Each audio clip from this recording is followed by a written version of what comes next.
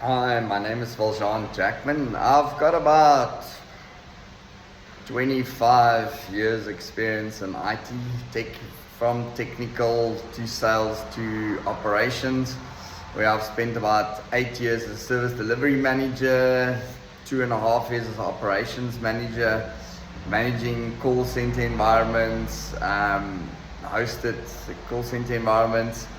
I've got a deep knowledge of the ITIL framework with a few certificates as well. I've managed around about 50 people as a senior service manager or service delivery manager on the Sanlam contract for almost 2 years.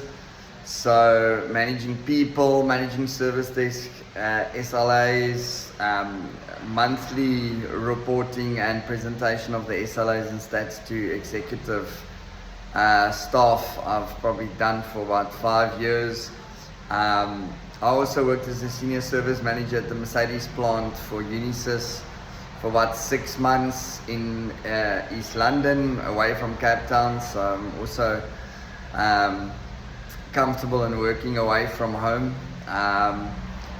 So yeah, basically most of my life being in IT. I took a bit of a break from IT in the last year with one of my sideline businesses that I'm busy to scale down and kind of hand over, and keen to get back into IT.